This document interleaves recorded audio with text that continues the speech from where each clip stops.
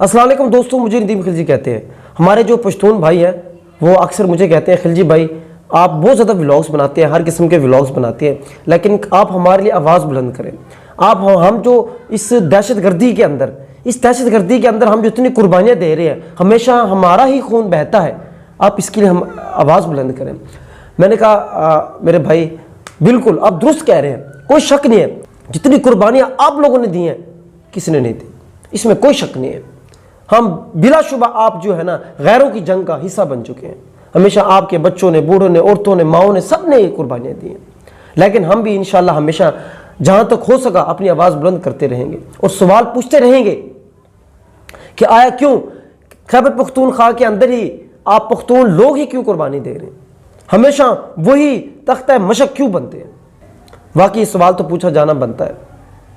तो खैर दोस्तों, इसके ऊपर जो है ना खान साहब का मैं मौक़िफ़ जान रहा था, जो बजोड़ हमला हुआ उसके ऊपर खान साहब ने एक बड़ा ज़बरदस्त किस्म का उन्होंने जो है ना एक अपना स्टेटमेंट दी है और कहा है कि हुकूमत क्या कर रही है। कहती है जो हमारा जो वज़ीर ख़ारजा साहब है रोज़ अमेरिका के चक्कर लगा रहे हैं, सारी दुनिया के चक्कर लगा रहे हैं, लाखों करोड़ों जो है ना करोड़ों अरबों रुपये खर्च कर चुके हैं, लेकिन क्या हासिल हुआ है। कहते जब कहता है कि इतने चक्कर अमेरिका के लगा रहा है, कभी जो मोदी के सामने हाथ जोड़ के खड़ा हो जाता है, लेकिन उन्होंने अभी तक एक चक्कर भी अफगानिस्तान का नहीं लगाया। कम से कम उनसे बात करते, कहते हमारा 2500 किलोमीटर का जो है ना बॉर्डर है, 2500 किलोमीटर, और हमने वहां हमने गए नहीं, वहां से सारी दहशतगर्दी आ रही है। कहते हम वहां जाकर उनसे बात करते, कहते जब तालिबान की हुकूमत आई, कहते ये पाकिस्तान सबसे ज़्यादा जो क्लोज जो है ये पाकिस्तान है, क्योंकि अमेरिका के और तालिबान हुकूमत के जो मुज़ाकरात करवाए इसी पाकिस्तान ने करवाए, और पाकिस्तान को चाहिए था कि वहाँ जाके बात करे कि आपके इलाके से हमारे यहाँ जो दहशतगर्दी होती है उसको रोका जाए, लेकिन कोई वहाँ जाना नहीं चाहता।